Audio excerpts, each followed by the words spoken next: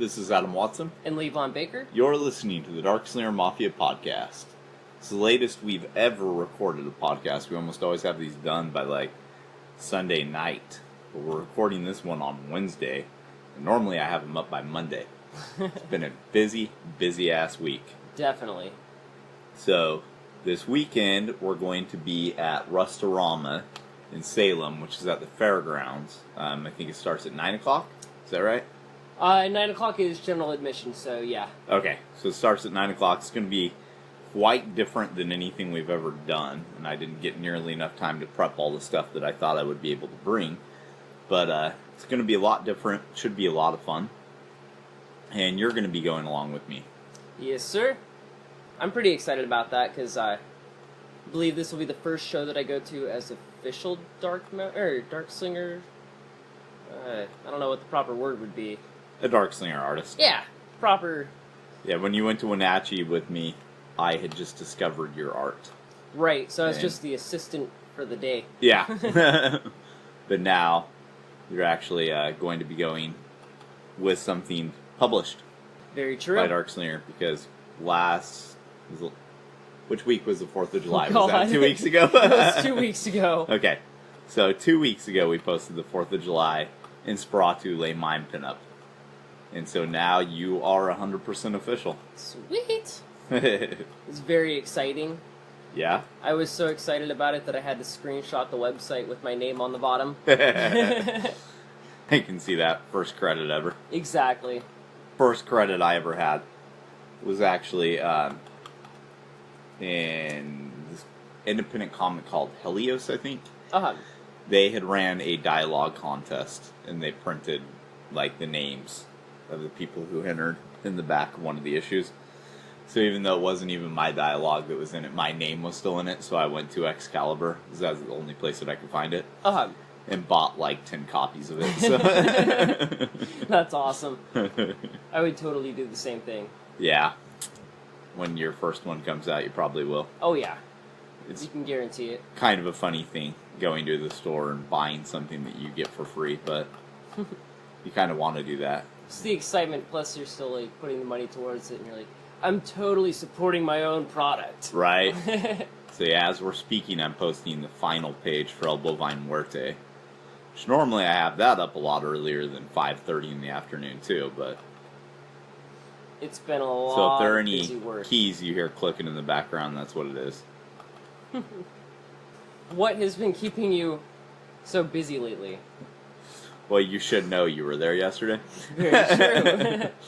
But I had a meeting with let's see, I don't know if I can say the name of the company yet, but they run a huge exhibit in June each year.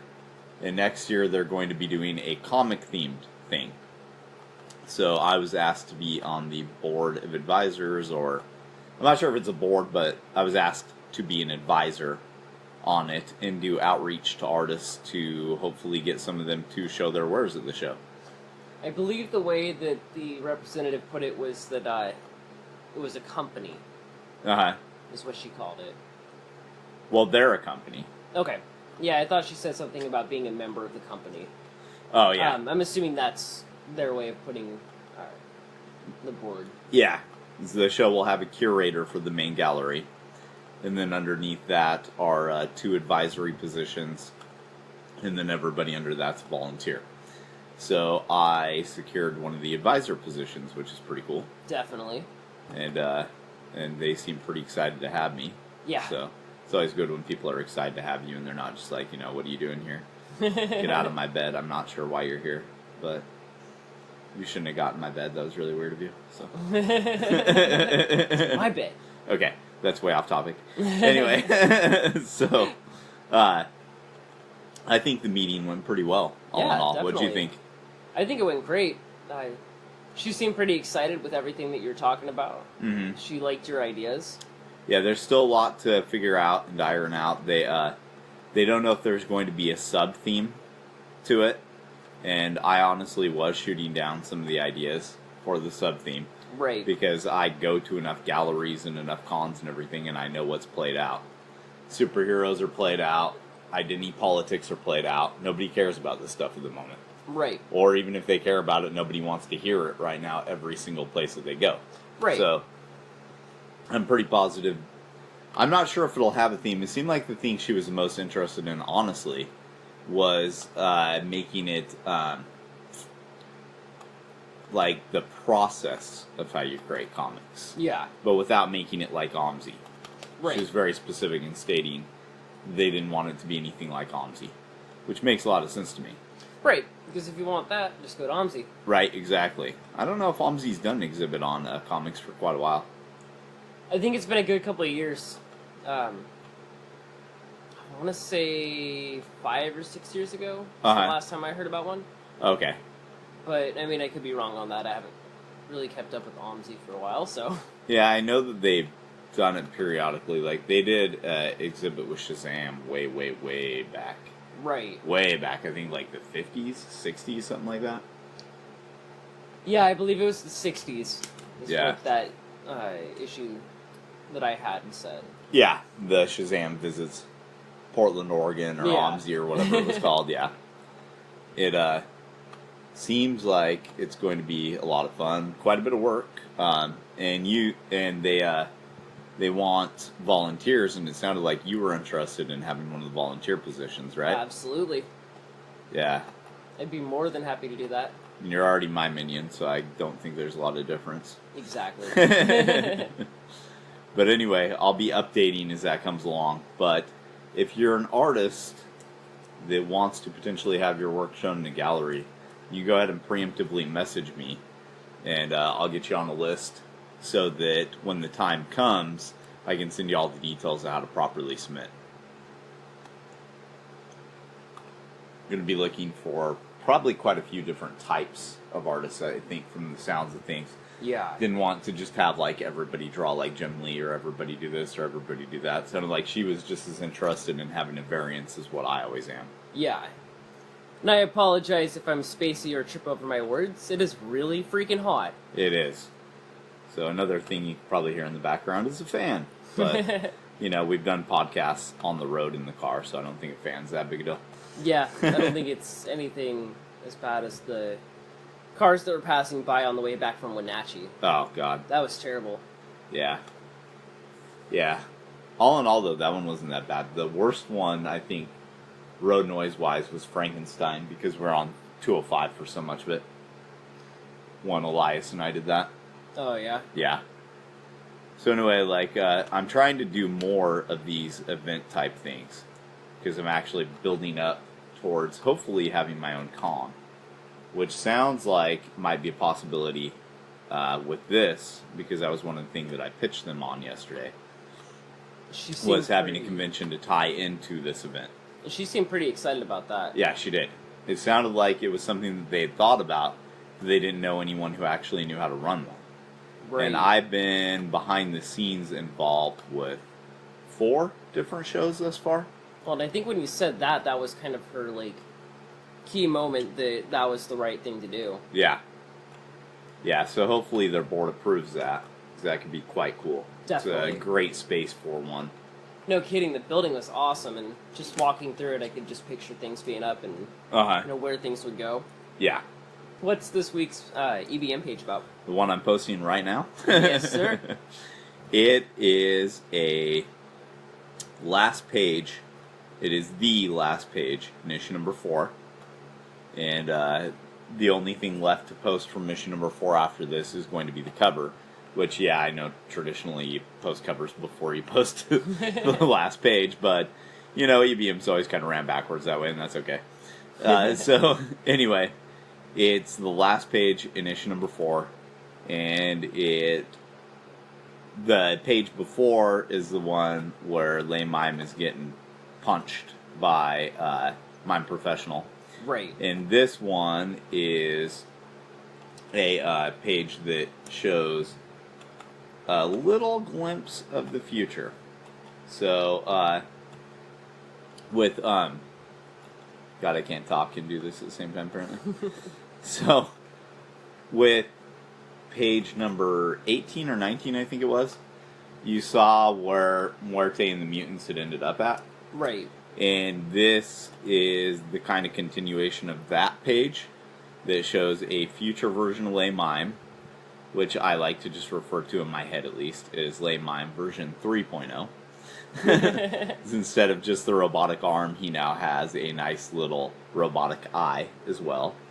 Has a future version of the Popper, the General, and the four-armed mutant.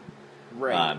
And they're spotting Muerte and the mutants in this page, and it's Lay Mime's dialogue is "baby cow," and the General recognizes Bethany, but obviously they look the way they did 5 years ago. Right. Whereas this is like a post-apocalyptic thing, so there's a lot of confusion going on there, and it's going to be sorted out in the next issue to some degree. Although, knowing me, I'm probably going to keep a lot of things unresolved, because that's what I like to do. So is this where the next story arc would pick up? This is where the next story arc's going to pick up. Nice. So, after this issue, after issue number 4, issue number 5 is totally going to take place in this future. So I'm not going to get back to the present with Lay Mime and Mime Professional's fight that you see at the end, or towards the end of issue number 4, until probably the 6th issue. Damn. So this is actually at least 2 parts. I don't have the 6th issue all the way written out yet. Yeah. But issue number 5, I have, let's see, I think I have 4 pages thus far from Gabriel. And he's got the roughs done for everything, so there shouldn't be any gaps in getting issue number 5 all the way posted. So yeah, that's pretty cool. This is actually the farthest ahead I've ever been on El Boba and Muerte. Yeah. Which feels quite nice. But now I need to sit down and focus on getting issue number 6 all written out and all finished. I know exactly what's going to happen in it, and that makes it a lot easier. Yeah. But depending on the ending I choose for it, because I kind of have 2 different endings, is going to be what happens next, whether or not we return to the current or something a little bit different. But eventually the present will be seen again. It's not going away forever or anything like that. This is just kind of a fun little side thing to do. Kind of think of it like if you're familiar with Excalibur at all, the cross-time caper that they did at the beginning of Excalibur, I think it was like issue number 15 or 16. All of a sudden they just started dimension hopping. This is kind of like my cross-time caper. It's like a quick little detour. Right? So, they, and the whole thing came from me just not knowing what the hell I was doing with the story, honestly. Because I knew what I wanted to do with Lay Mime. I knew what I was doing with Mime Professional, the General, all that.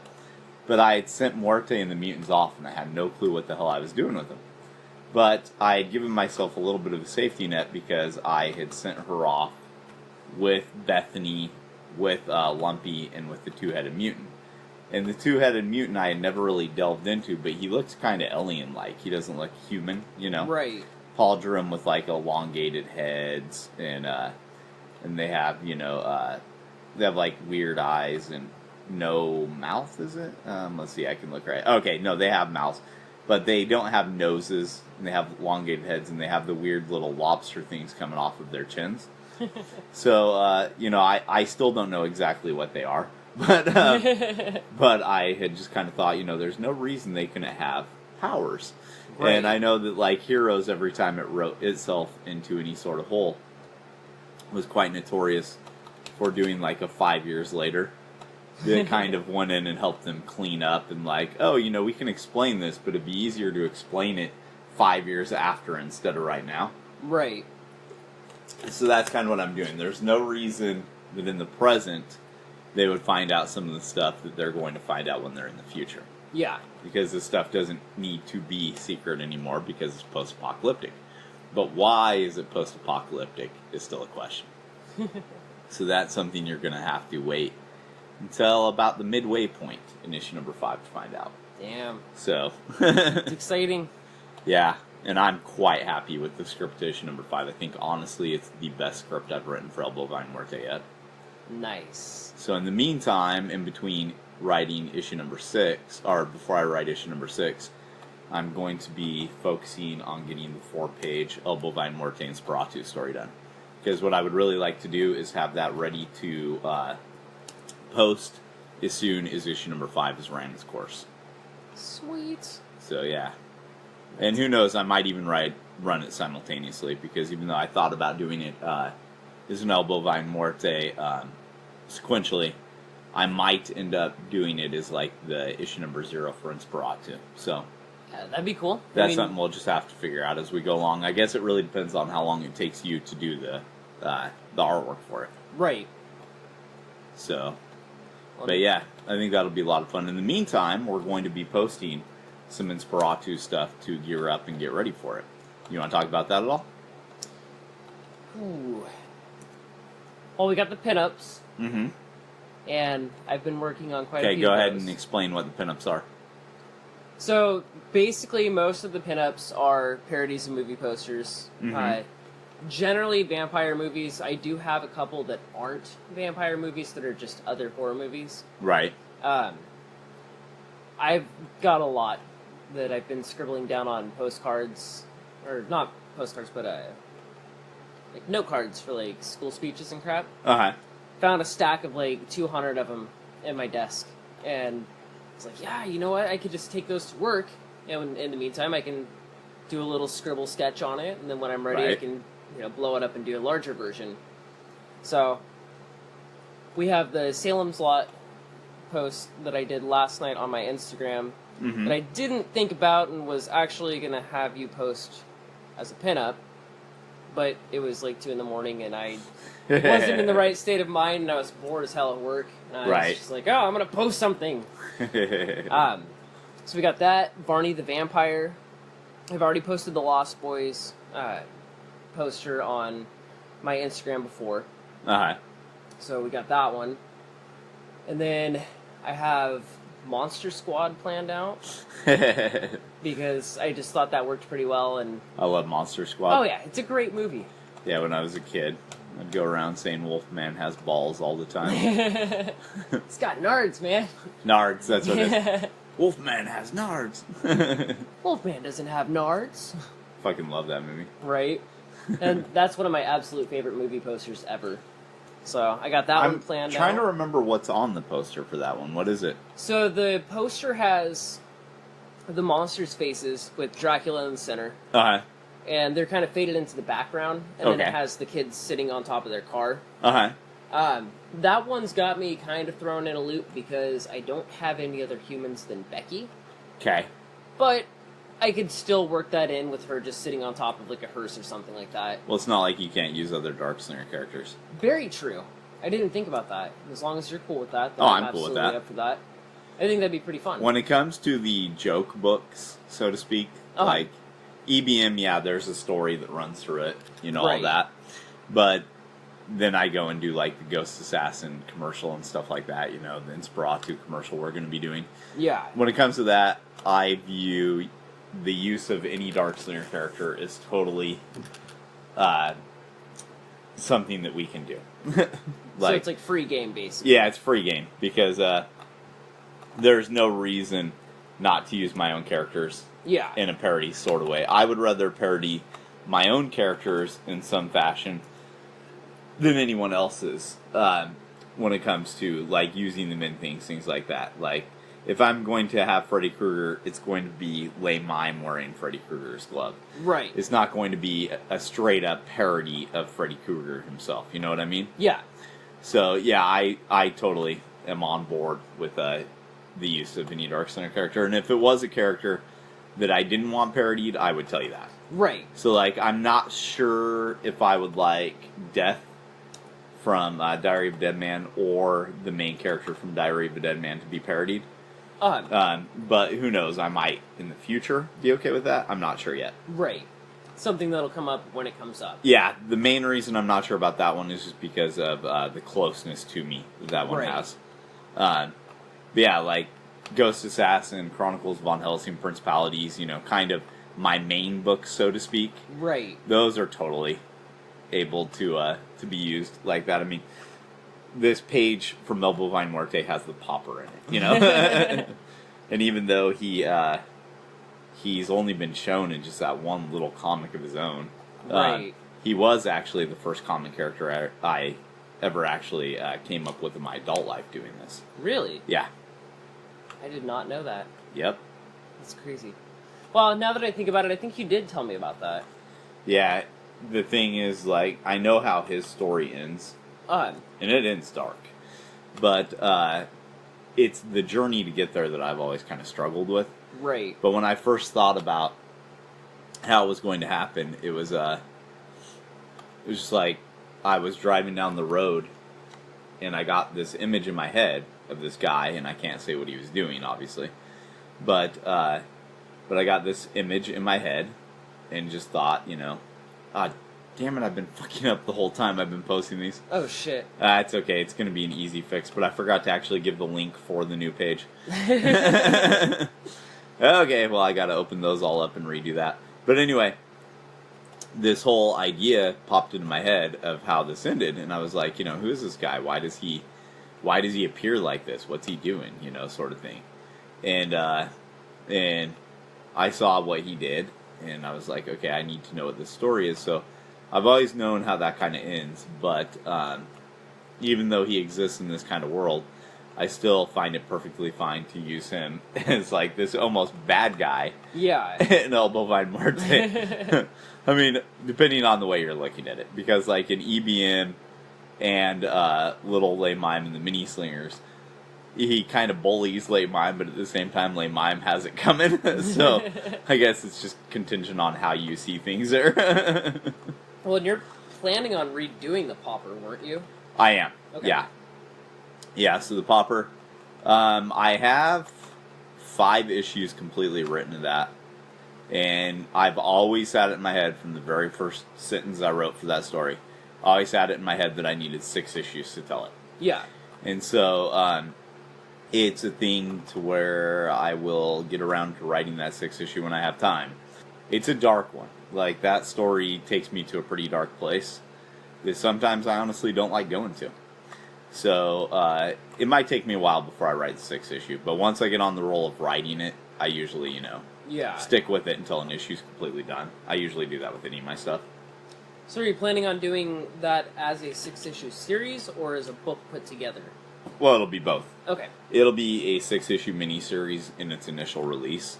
Right. And then later on, I'll do like a hardcover, and then, a softcover collection, so on and so forth. So, Pretty who knows, sweet. maybe at some point in time I'll do like this big fat omnibus that's like the best of Adam Watson, and it'll have that in it, and all the other like 4 and 5 issue miniseries I do. That would be pretty cool. I would really, really like to actually do the Pauper on newsprint too. Yeah? Yeah, I don't want to do that one on slick paper or anything like that. I think the reading experience for it, I could see doing slick paper for the hardcover. Right. But for the initial release issues, I actually want to do it cheap and gritty. And I think pulp newspaper is the way to go if you want it to have kind of a gritty feel. Yeah. I don't want this high gloss, No, I want somebody to feel like the ink smudging their fingers when they read it. Because, Right. like, it's just kind of the way I envision it, so. Well, and from any of the artwork that I've seen for the Pauper, it definitely feels more like an old school book. Yeah. You mean like in terms of like an old school superhero book or something like that? Yeah. Or what do you mean? Yeah, basically like that. Okay. Yeah, it is in a lot of ways a lot more like that. I try to steer clear of any superhero stuff. He's actually like a vigilante when it comes down to it. Right. But even though I do have characters who have powers in my books, but it's not going to be like the Punisher or, he's not one of those vigilantes, but he kind of is.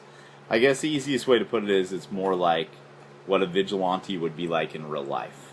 Right. Versus, it's like, you probably heard of some of the superheroes that have been running around cities over the past 10 or so years, right? Yeah. So, did you ever hear of Phoenix Jones? Ooh, which one is that? He was like Seattle's superhero. Okay, haven't heard about him. The only one I think I heard of was the Canby guy. So there was one in Canby? Okay, yeah. Let's go back to that.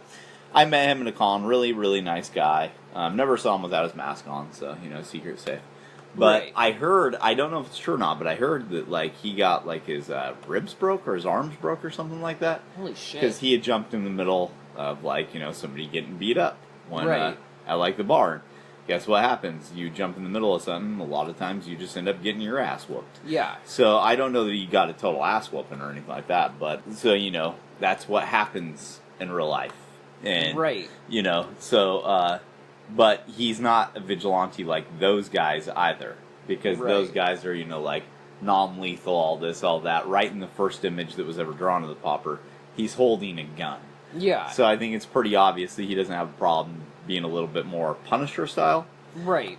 I think that when I first started writing it, it actually had a lot of influences by, like, Christopher Priest writing on Black Panther, which may not show when you read it, because sometimes when you're influenced by something, it actually doesn't show. But when it's all, as I've gone on, I think one of the main influences for it is actually became this movie called Harry Brown. Did you ever see that?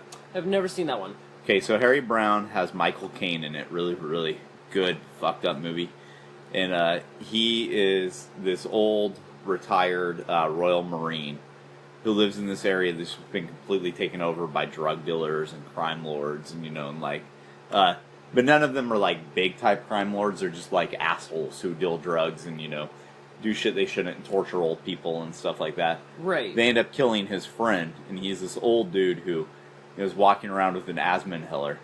But they basically activate his, like, you know, old military training. Yeah. And he ends up battling them and killing them, and, you know, fucking great movie. There's, like, a scene in it where he puts one of them on a leash and is, like, leading them through a tunnel with, I think he puts a bomb on him, if I remember right. I haven't seen it for quite a while. And he starts, like, having an asthma attack as he's walking the fuck through the tunnel.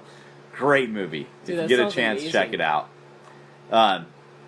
Yeah, there is some influence from that movie in it, because I really like the reality of how it would be like if you all of a sudden decided to start doing that kind of shit, you know? Right. And obviously you got to have some sort of background in something, you know? Like, Yeah. just being tough's probably not enough if you're going to be going and taking on, like, 100 people or whatever, you know? Right. But anyway, go back to this whole thing. There was a Canby superhero. Yeah. So for those of you who don't know, Canby is a little town not too far away from where we live, like, what, 15 minutes? Yeah, And about 10, 15 minutes. Population maybe a little bit bigger than Malala. Not by much, but... Not by much. They have a movie theater, though. We don't. Although we did used to. Yeah. Yeah. But not that I remember. That was when, like, our parents were kids. Yeah. So anyway, go on. Canby Yeah. superhero. He was in the newspaper a couple times and on the, you know, news and stuff like that. Okay. I don't remember what his name was. Okay. But yeah, there was just this guy that was going around doing it. Okay. I think he was part of the groups that they had going on a couple years ago, the people that were basically like city watch people. Okay. I know that Malala had that a few years ago, and So, like, got a what, little this guy iffy. watched Kick-Ass, and he was just like, you know, that'd be a good idea if I put on a costume. that's kind of what I got from it. Let's see if I can find anything. Here's the thing, you're gonna go out at night, put on a black hoodie. Okay. Don't walk around in something that's super bright.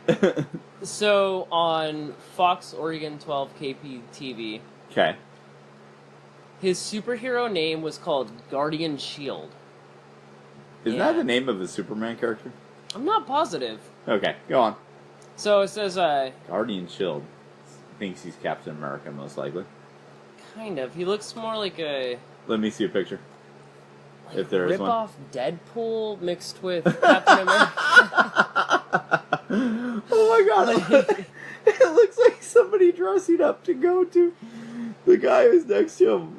Those are his sidekicks. Okay. This looks like a group of nerds going to the grand opening of Kick-Ass. Yeah. Like, or cosplayers at a con. Did these guys actually think they were going to fight crime looking like this? So, look up pictures of Captain Shield Canby, if you're listening to this, so that you can laugh alongside of us, which I'm not trying to be mean. The guy's probably trying to do some good in the world. Actually, I don't care if I'm being mean. He looks ridiculous. There's like a ninja, I guess. These guys don't look young. They look like they're like my age. There's like a ninja, a bearded Deadpool knight guy, I guess. And then a military lacrosse player, I think. Is that a lacrosse stick he's holding? What is that? It looks like it, but I'm not positive. I'm going to enlarge the picture. Okay. Oh my god. What the hell? Yeah, I'm pretty sure that's a lacrosse stick. So this is what happens when people have cosplayed so much and made their own characters that they actually start thinking they are legitimately. Please tell me these idiots didn't try and stop a robbery or anything. So... Well, actually, if they did, it's a good thing. You should stop robberies. The guy in camo with the motocross helmet and the lacrosse stick Okay. is named Jericho. Jericho. Okay, I think that was a Showtime show, maybe? Then you got Guardian Shield, Okay. who's the Deadpool guy. Who's just an awesome name. Guardian Yeah. Shield. Like, that's...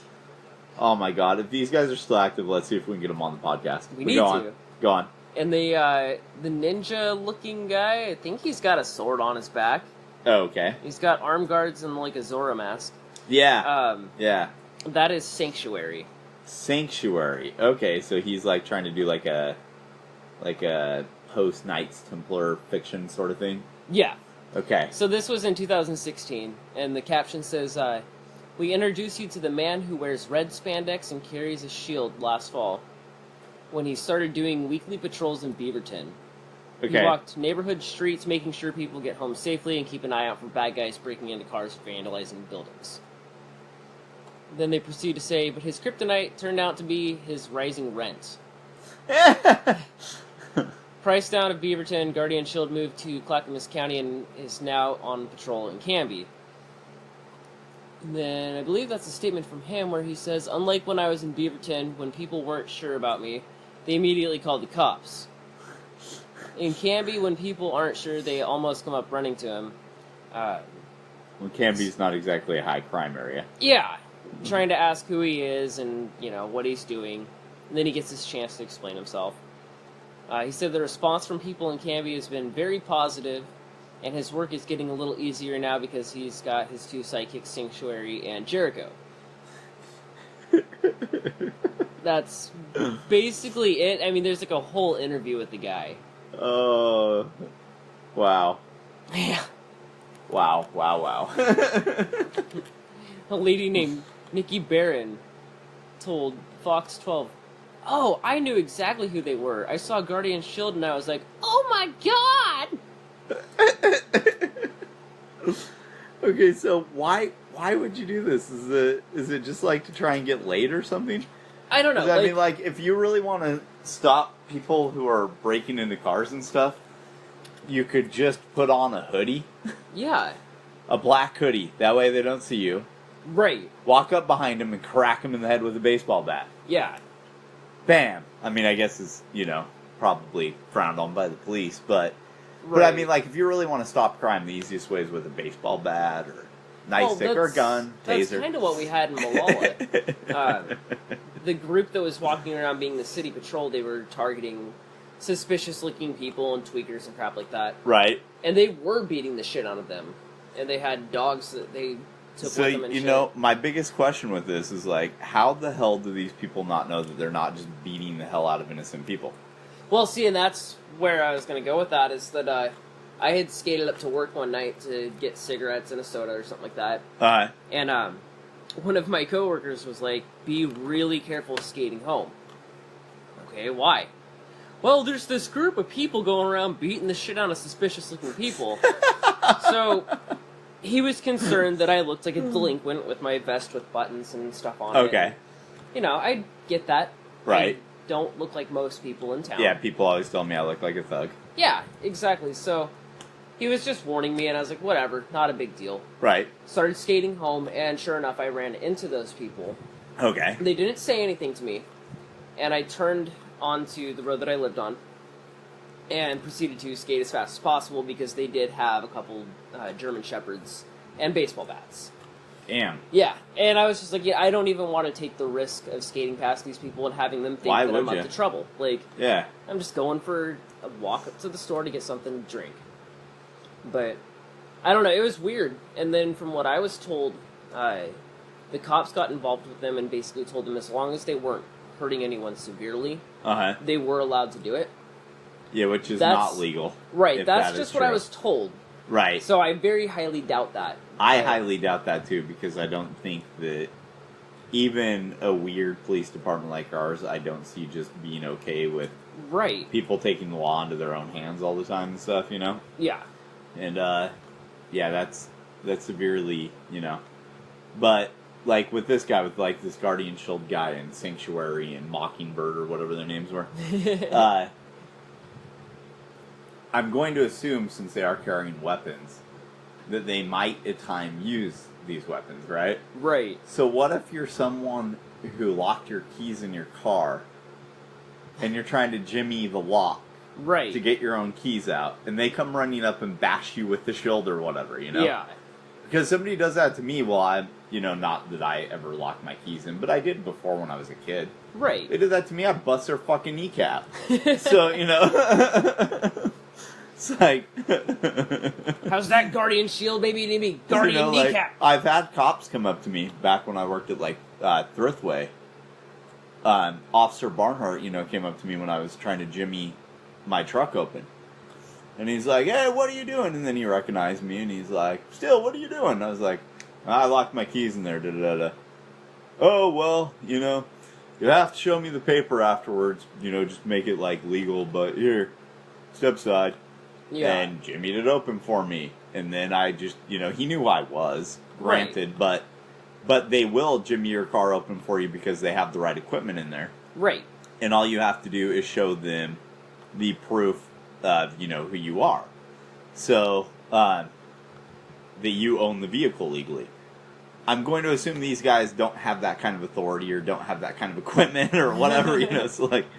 I don't know. That just, the whole thing seems kind of ridiculous to me, but then again, if I wanted to take crime on head on, I would do it the Punisher way, so. Now I kind of want to see a local superhero named the Shin Guardian. The Shin Guardian? So you can't bust him in the shins. My shins are protected by a thick layer of cloth. And there's just a whole element of it that is just very, these guys are like mystery men. I Yeah. fucking love that movie, but it's what it reminds me of. Oh my god. Okay, so he's got a Facebook page. Uh-huh. We need... Guardian Shield, if you can hear us, you should message us and do the podcast. Not after we just spent this much time busting on him, they won't. Oh my god! Go Okay. through his cover photos, dude. He kind of looks like my little sister's boyfriend. Haley's? Yeah, a little bit. A little bit, yeah. I know it's not him, but he kind of looks like him. I can wow. see it. Wow. Running through gang graffiti. Oh, this guy's just a cosplayer, man. Like, don't actually try and stop a real crime because you're gonna get so hurt. Okay, his real name's Tim Cassidy. Oh, you revealed it? Yeah, he posted on his page under his real name. He looks like a really nice guy with kids, like, just don't throw yourself in the way of a bullet or anything, man. See the... Or hell, I mean, like, if you're jumping in the way to keep some old lady from getting shot, I mean, that's, you know... you know what I'm trying to say. I like how there's a comment that's just like, are you hanging around the hood again, Tim Cassidy? Laughing my ass off, maybe.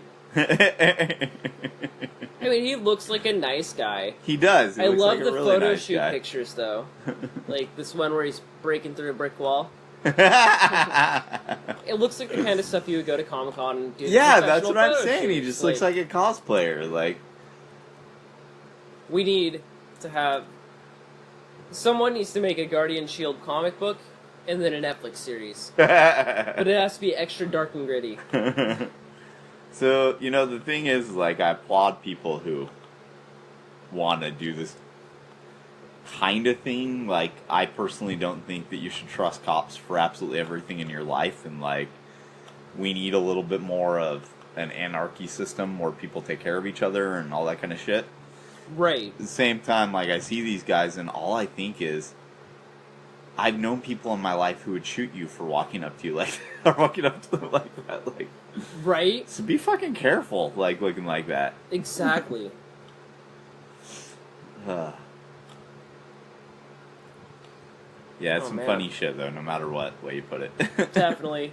Not bashing him or anything. No. That's the awesome greatest that of he's doing all his of them job. that I've ever seen is Captain Ozone. Captain Ozone? Yeah, so Ben, my buddy from Warrior and Keeper Comics, had got involved with this guy a while back and was attempting to do a comic based off of him.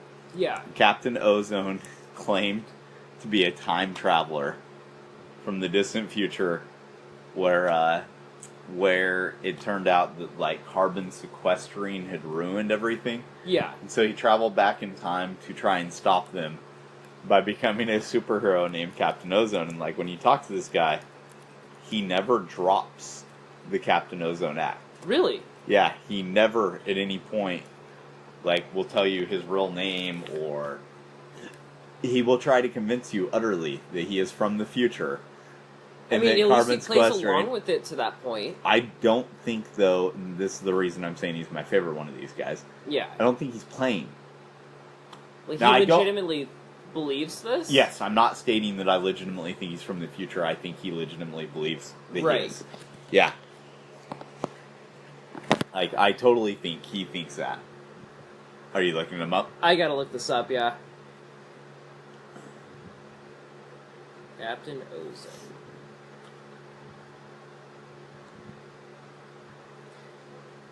He's got fan fictions. Yes. His outfit looks like a mix Orgasmo. between... Yeah. It looks like Orgasmo mixed with... oh my god, he's got a thong on, too. Yeah, I know. What the That's hell? why he looks like Orgasmo to me. That was a great movie, by the way. He's totally Orgasmo mixed with freaking... the Adam West Batman. Yeah. And, like, the Phantom of the Opera. Yeah. Yeah, that's actually a pretty good, clear... Yeah. He's got a page on the Real Life Superheroes Wiki. We could go down this rabbit hole forever. Oh, God. Yeah, so he's from Washington. Yes. Yeah, I think that's why Ben chose him, was because he was one of the local guys. That's pretty cool that he's actually been doing this since 1989. Is it, or is it totally fucking insane? I'm not sure. That's a good question. I mean, like, you'd figure he'd been doing it since 1989. Someone would actually know who he is.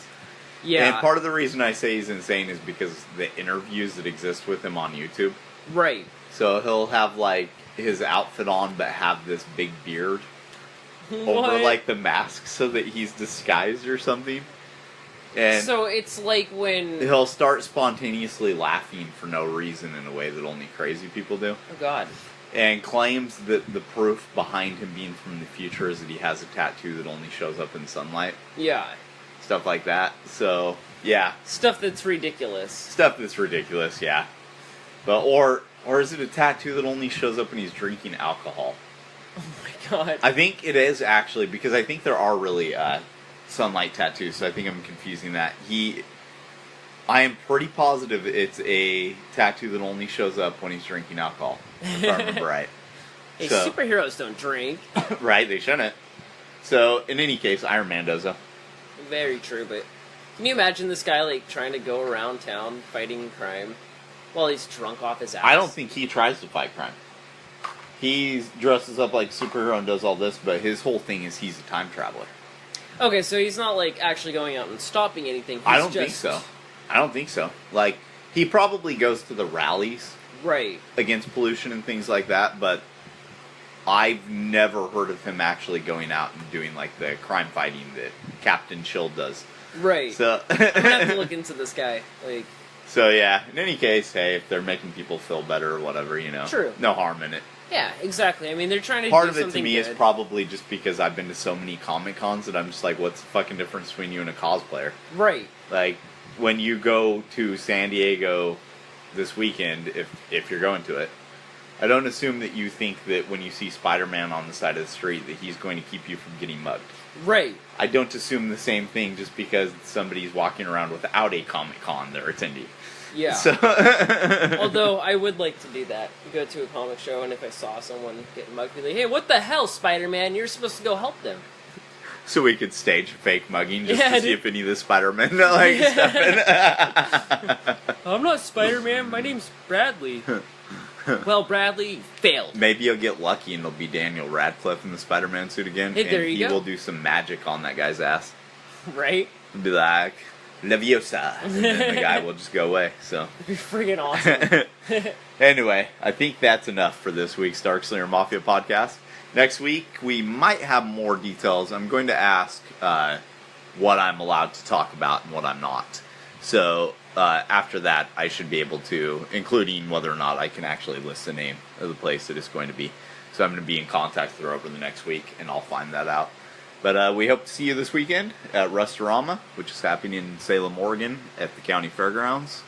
Looking forward to it. And then after that, the next event I have scheduled isn't until September, which is the Hillsborough Author Days. But who knows, I might drop in a con between now and then. Then again, I may not, because I'm kind of enjoying taking a brief hiatus from them. Yeah. And now that I'm going to be helping with event planning and things like that, maybe I'll put a little bit more focus on that at the moment. So, it's all stuff we'll talk about next week. I'm Adam Watson. Levon Baker. Thank you for listening. And thank you for your service, Captain Guardian Shield Guy.